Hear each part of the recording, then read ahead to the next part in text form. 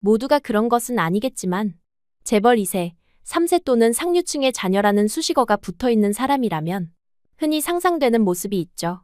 특히 한국보단 외국에서라면 더 강하게 보여지는 그런 모습들이 있습니다. 부모가 가진 권력과 특권을 내세워 무례하거나 이기적인 모습이 자주 보이기도 하죠. 오늘 주인공도 그랬습니다. 자신보다 잘난 사람을 못 보던 영국의 상류층 딸의 이야기입니다.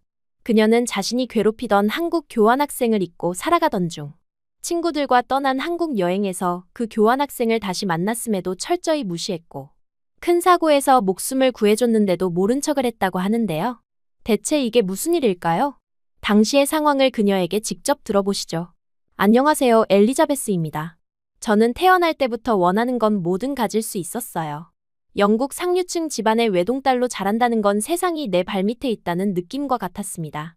아버지는 대형 투자회사 CEO였고 어머니는 사교계의 여왕이셨어요.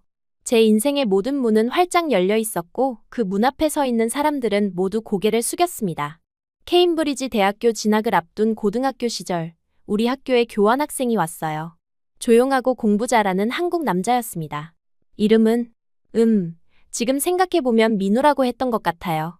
처음엔 그저 눈에 띄지 않는 평범한 아시아 학생일 뿐이었습니다. 쟤 또 1등 했대. 짜증나. 어느 날 친구 에밀리가 시험 결과표를 보며 투덜거렸어요. 저는 항상 1등이었는데 그 한국 남자가 저를 제쳤습니다. 처음으로 느껴보는 패배감이었어요. 그날부터 저는 그를 신경 쓰기 시작했습니다. 그냥 운이 좋았던 거야. 다음엔 내가 이길 거야. 친구들에게 그렇게 말했지만 2번째, 3번째 시험에서도 그는 항상 저보다 앞서 있었어요. 저는 점점 그가 미워졌습니다. 친구들과 함께 그를 투명인간처럼 대했어요. 마주쳐도 인사하지 않고 조별 과제에서도 그의 의견은 무시했습니다. 가끔은 일부러 그의 앞에서 한국에 대한 편견 가득한 농담을 던지기도 했어요. 그가 불편해하는 모습을 보는 게 묘하게 즐거웠습니다. 얘들아, 투명인간한테 노트 빌려달라고 해볼까? 친구 제시카가 장난스레 말했어요. 우리는 킥킥거리며 그의 책상으로 갔습니다. 그는 말없이 노트를 건넸고 우리는 그것을 복사한 뒤 고마워, 너 없었으면 어쩔 뻔했어? 라며 비웃었어요. 그는 항상 조용히 미소만 지었습니다. 그 미소가 어쩐지 저를 더 화나게 했어요. 그렇게 고등학교를 졸업하고 우리는 각자의 길을 갔습니다. 민우도 한국으로 돌아갔고 저는 그를 까맣게 잊었어요. 대학에서도 여전히 저는 인기 많고 잘 나가는 학생이었습니다. 그런데 3학년이 되던 해 친구들과 함께 아시아 여행을 계획하게 됐어요. 올해 여름엔 아시아 투어 어때? 태국, 일본, 한국 이렇게 돌아보자. 제 친한 친구 올리비아가 제안했습니다. 저는 망설임 없이 동의했어요. 왜 한국이 포함됐는지는 생각도 안 했습니다. 여행 준비는 순조롭게 진행됐어요. 올리비아가 모든 것을 완벽하게 계획했습니다. 한국에서는 내 친구가 가이드 해준대. 완전 좋지 않아? 그녀의 말을 듣고도 저는 별 생각이 없었어요. 그냥 또 하나의 여행지일 뿐이었습니다. 마침내 여행이 시작됐고 우리는 태국과 일본을 거쳐 한국에 도착했어요. 인천공항은 생각보다 크고 깨끗했습니다. 지친 몸을 이끌고 입국 심사를 통과하고 밖으로 나오는데 올리비아가 누군가에게 손을 흔들었어요. 야, 저기 우리 가이드다. 올리비아의 말에 고개를 들었습니다. 그 순간 제 심장이 멈춘 것 같았어요. 낯익은 얼굴이었습니다. 바로 고등학교 때 그 한국인 교환학생, 민우였어요. 우리의 눈이 마주쳤고 그의 눈에 잠시 놀람이 스쳐 지나갔습니다. 하지만 곧 그는 아무 일도 없었다는 듯 자연스럽게 미소 지으며 올리비아에게 다가왔어요. 저는 당황스러움에 얼굴이 화끈거렸습니다. 얘들아, 이쪽은 민우야. 내가 교환학생 때 알게 된 친구야. 올리비아가 우리에게 소개했어요. 그제서야 깨달았습니다. 올리비아도 1년간 한국으로 교환학생을 다녀왔었고 그때 민우와 친구가 됐던 거였습니다. 민우는 모두에게 인사했지만 저에게 왔을 때 잠시 망설이는 듯했어요. 안녕하세요. 저는 민우입니다. 한국에 오신 것을 환영합니다. 그가 영어로 말했습니다. 마치 우리가 처음 만난 것처럼요. 저도 모른 채 그의 연기에 동참했어요. 반갑습니다. 엘리자베스예요. 마치 처음 만난 사람처럼 손을 내밀었습니다. 그의 손은 생각보다 따뜻했어요. 호텔로 가는 차 안에서 저는 창밖만 바라봤습니다. 다른 친구들은 민우에게 이것저것 질문하며 즐거워했어요. 그는 유창한 영어로 한국의 문화와 역사에 대해 설명했습니다. 대학에서 국제관계학을 전공했다고 했어요. 그의 자신감 넘치는 모습은 고등학교 때와는 달랐습니다. 내일은 경복궁과 인사동을 구경하고 저녁에는 한강 유람선을 타볼 거예요. 민우가 일정을 설명했어요. 모두들 신나게 반응했지만 저는 왠지 모르게 짜증이 났습니다. 호텔에 도착해 체크인을 마치고 우리는 로비에 모여 간단히 저녁을 먹기로 했어요. 민우는 우리에게 한국 음식점을 추천해주겠다고 했습니다. 저는 피곤하다는 핑계로 방에 올라가려 했어요. 엘리자베스, 너 안 와? 친구 제인이 물었습니다. 모두의 시선이 저에게 향했어요. 민우의 시선도요.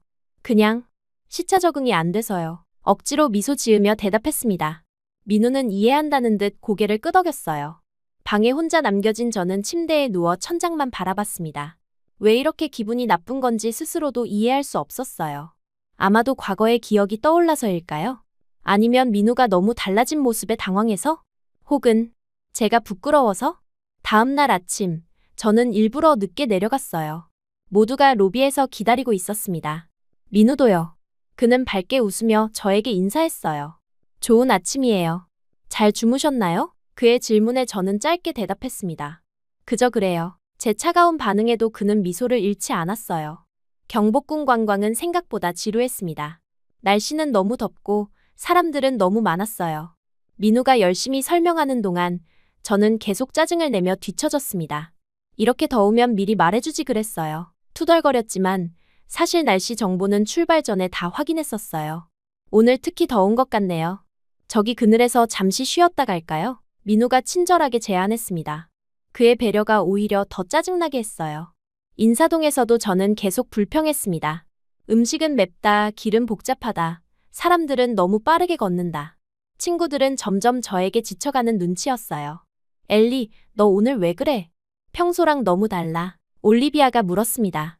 저는 대답 대신 한숨만 내쉬었어요. 오후가 되자 우리는 잠시 흩어져 각자 쇼핑을 하기로 했습니다. 저는 혼자 거리를 걸으며 휴대폰만 보고 있었어요. 인스타그램에 올릴 사진을 고르고 있는데 갑자기 귀에 날카로운 경적 소리가 들렸습니다. 놀라 고개를 들었을 때 인도 위로 올라온 오토바이가 제 바로 앞에 있었어요.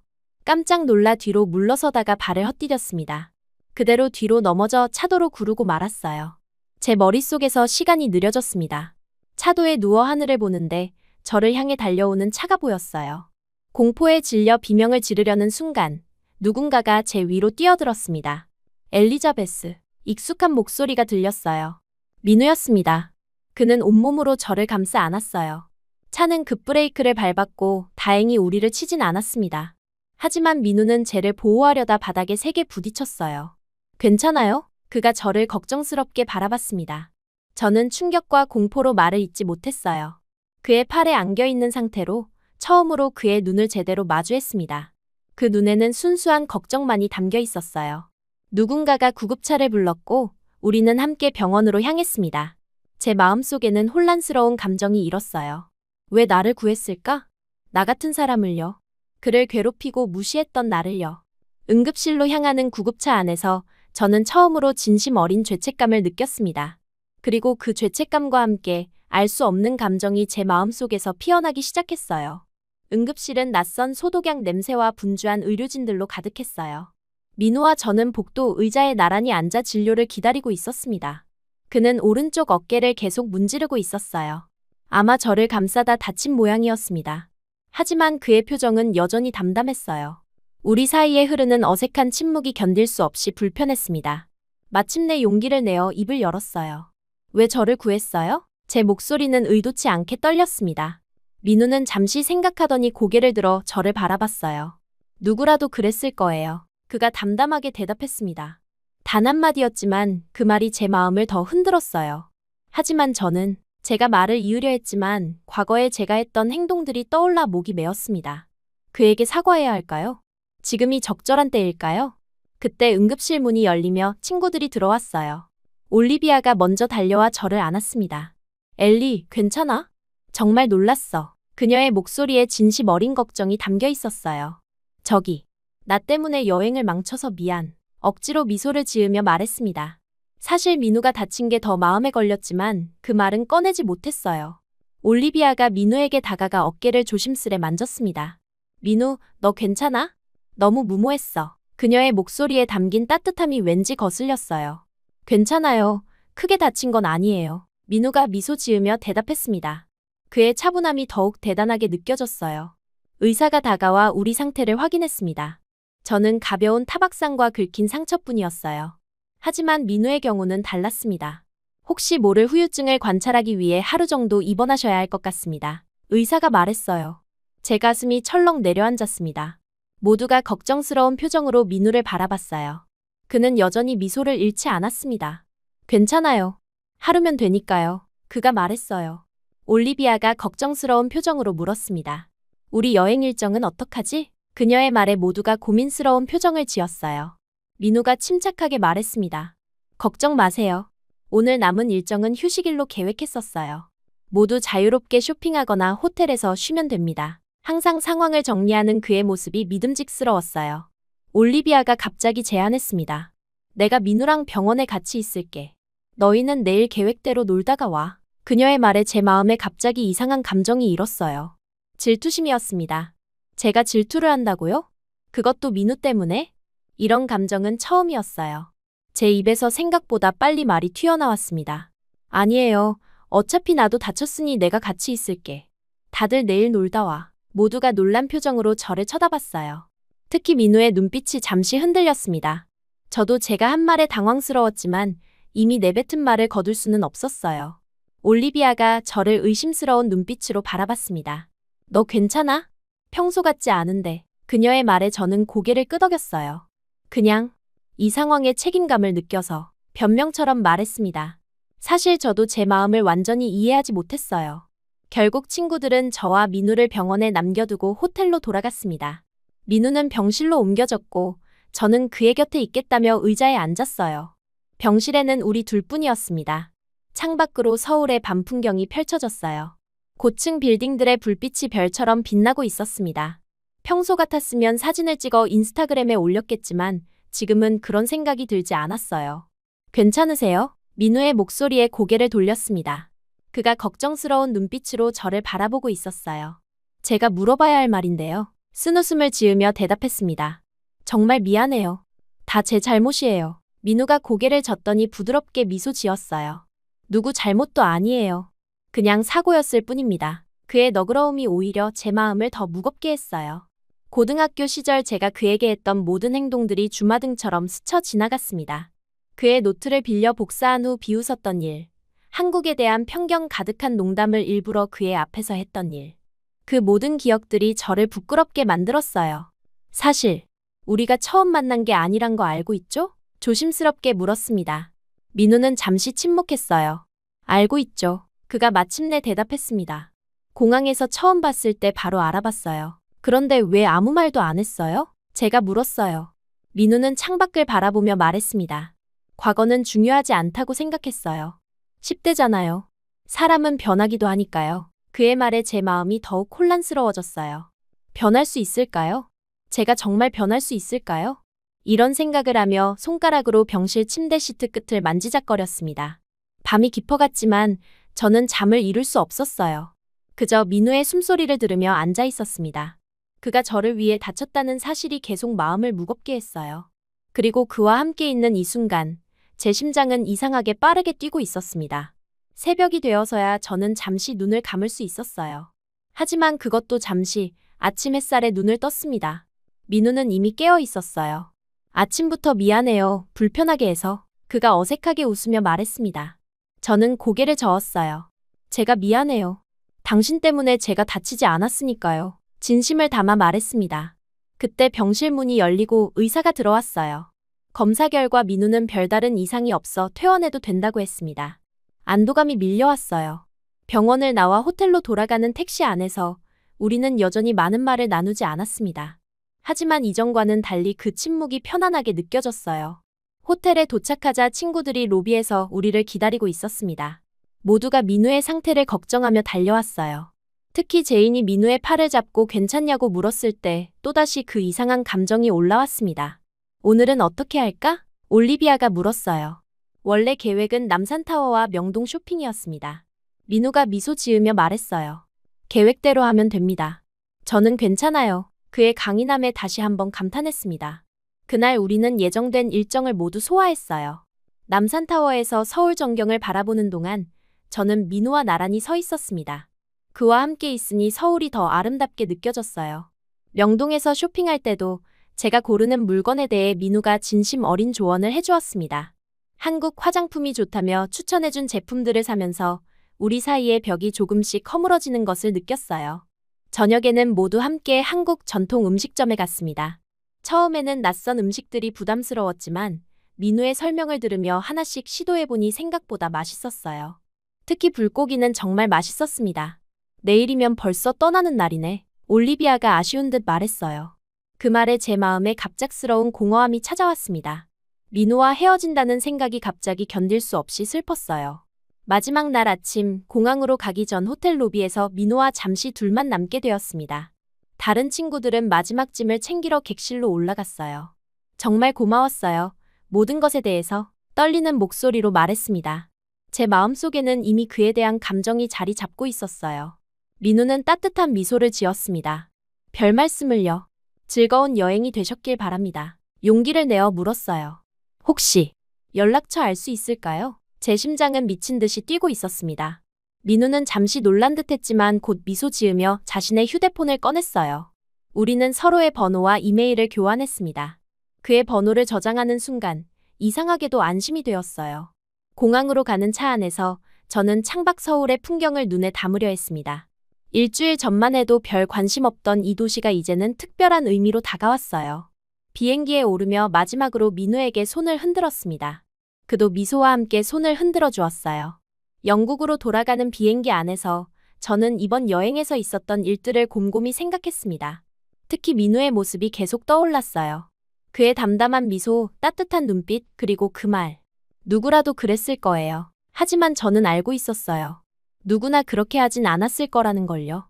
그리고 제 마음에 피어난 이 감정이 단순한 호감을 넘어선 무언가라는 것도 말입니다. 영국에 발을 디디는 순간 저는 이미 한국으로 돌아갈 날만을 기다리고 있었어요. 민우에게 다시 연락할 용기가 생길 때까지요. 영국으로 돌아온 지 며칠 만에 제 일상은 완전히 흐트러졌어요. 강의실에 앉아 있어도 머릿속은 온통 민우뿐이었습니다. 밤에는 잠을 이루지 못하고 서울에서의 순간들을 계속해서 떠올렸어요. 특히 그가 저를 구해준 그 순간, 그리고 병원에서 나눈 대화가 반복해서 생각났습니다. 엘리, 너 진짜 이상해졌어. 올리비아가 걱정스럽게 말했어요. 평소라면 크게 웃으며 파티를 즐기던 제가 갑자기 조용해지고 혼자 있는 시간을 선호하게 되었으니까요. 그냥 피곤해서 그래. 변명했지만 사실은 상사병에 걸린 게 분명했습니다. 휴대폰을 열 때마다 민우의 연락처를 보며 메시지를 보낼지 말지 고민했어요. 결국 아무것도 보내지 못한 채 일주일이 흘렀습니다. 마침내 견디지 못하고 그에게 간단한 메시지를 보냈어요. 한국은 날씨가 어때요? 어색한 시작이었지만 그래도 용기를 냈다는 것만으로도 가슴이 떨렸습니다. 그의 답장은 예상보다 빨리 왔어요. 여기는 가을이 깊어가고 있어요. 엘리자베스는 잘 지내세요? 짧은 메시지였지만 그 답장을 받는 순간 미소가 절로 지어졌습니다.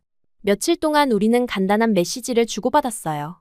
일상적인 대화였지만 그와의 연결고리가 있다는 것만으로도 행복했습니다. 하지만 이대로는 부족했어요. 더 많은 것을 원했습니다. 결국 충동적인 결정을 내렸어요.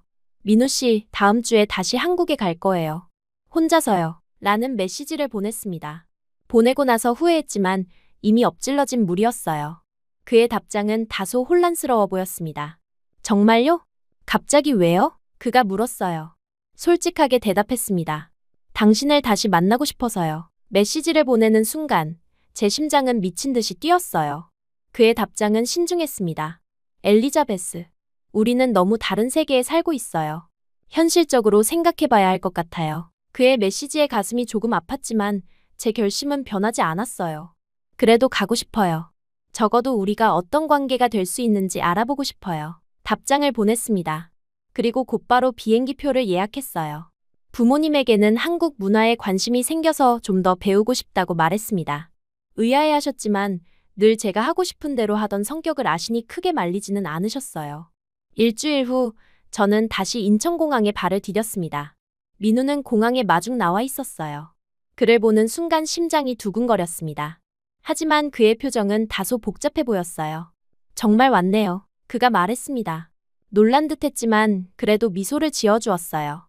약속했잖아요. 대답하며 어색하게 웃었습니다. 우리는 그의 차를 타고 제가 예약한 호텔로 향했어요.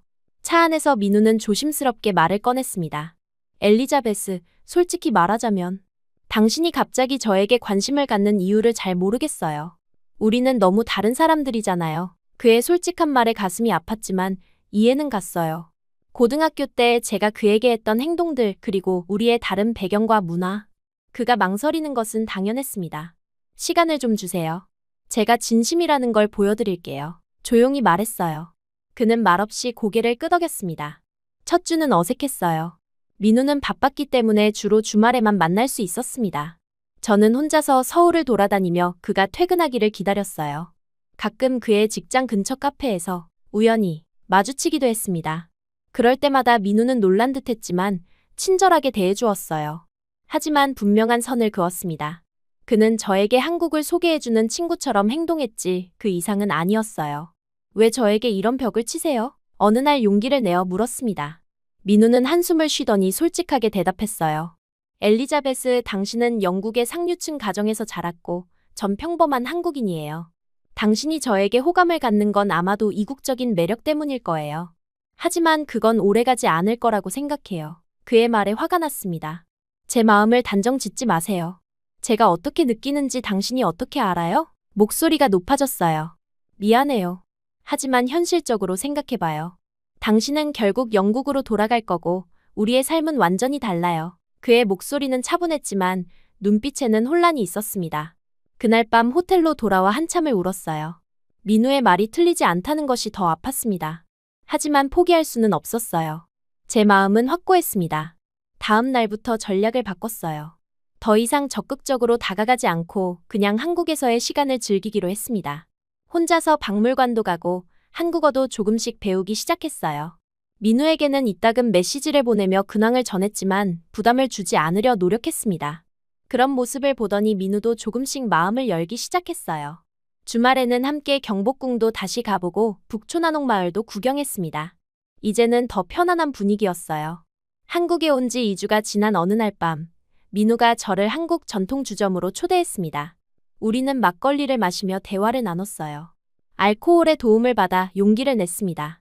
민우 씨, 사실 당신에게 하고 싶은 말이 있어요. 떨리는 목소리로 시작했어요. 그는 조용히 기다렸습니다. 고등학교 때 당신에게 했던 행동들.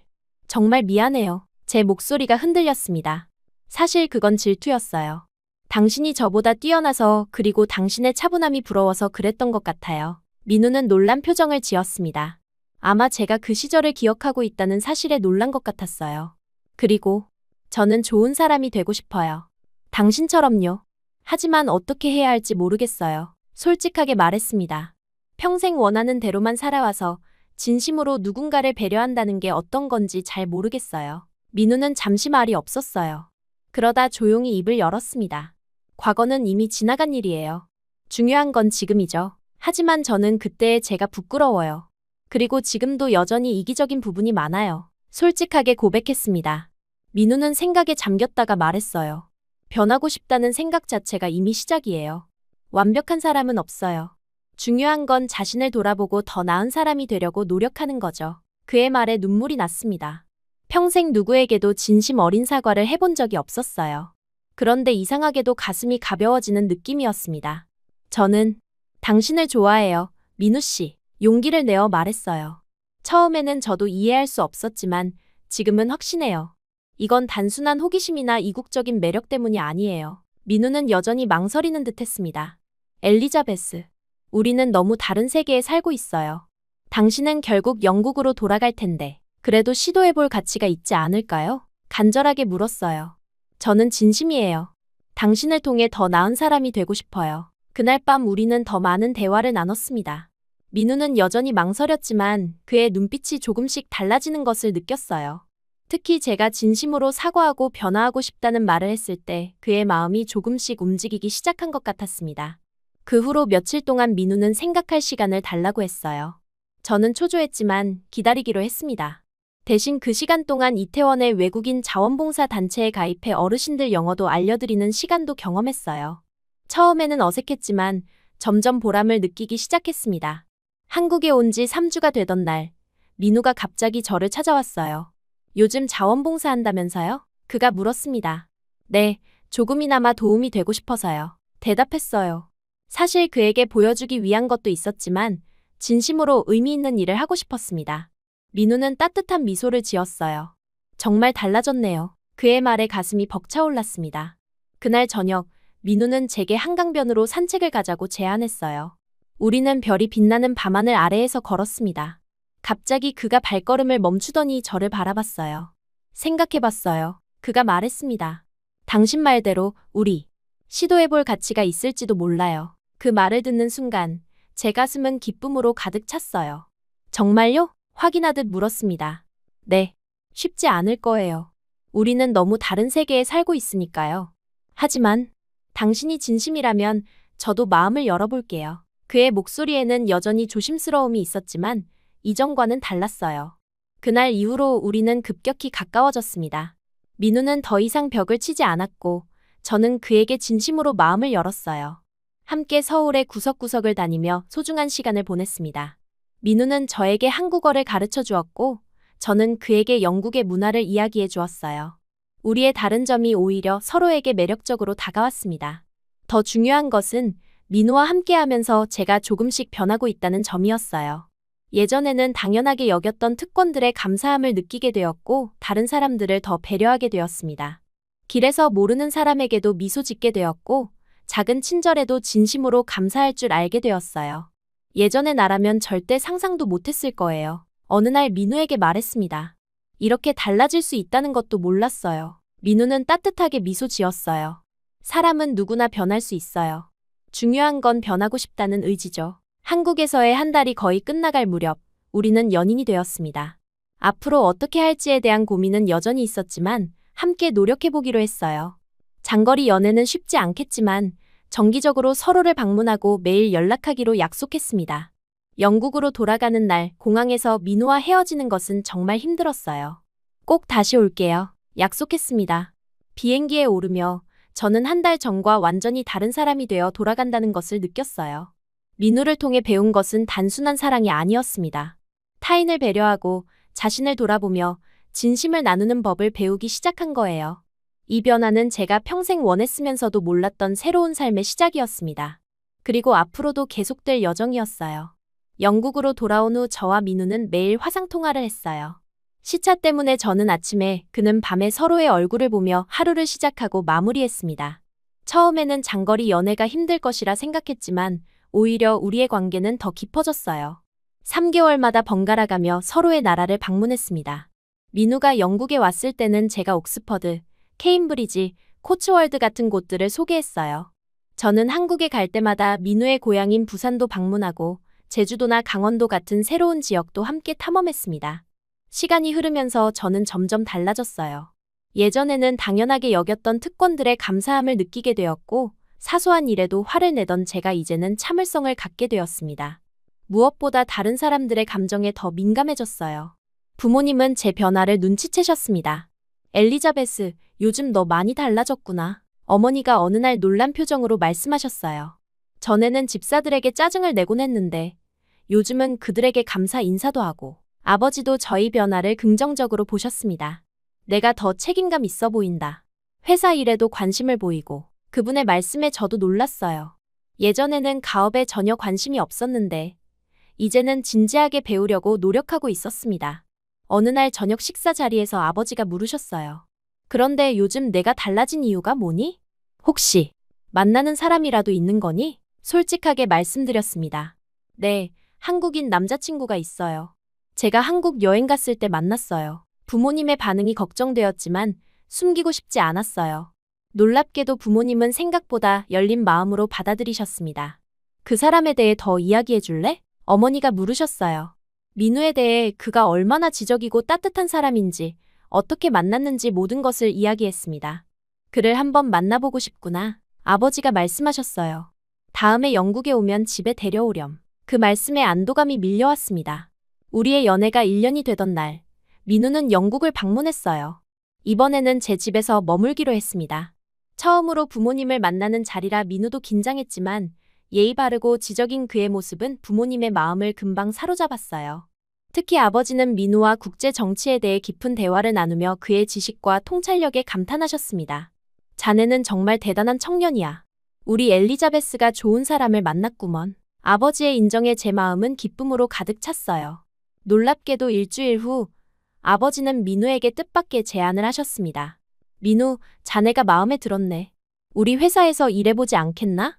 언젠가는 엘리자베스와 함께 회사를 물려받을 수도 있을 텐데. 민우는 잠시 생각하더니 정중하게 대답했어요. 정말 감사한 제안이지만 저는 제 힘으로 무언가를 일구고 싶습니다. 물론 엘리자베스와 함께요. 아버지는 놀라는 대신 더욱 민우를 존중하는 눈빛을 보이셨습니다. 자네의 그 진중함이 더욱 마음에 드는군. 그렇다면 자네가 하고 싶은 일은 무엇인가? 민우는 자신이 구상 중인 스타트업에 대해 이야기했어요. 한국과 영국 사이의 문화 교류를 돕는 온라인 플랫폼을 만들고 싶다고요. 제 아버지는 그 아이디어에 큰 관심을 보이셨습니다. 그거 정말 좋은 생각이군. 내가 투자해주겠네. 아버지가 제안하셨어요.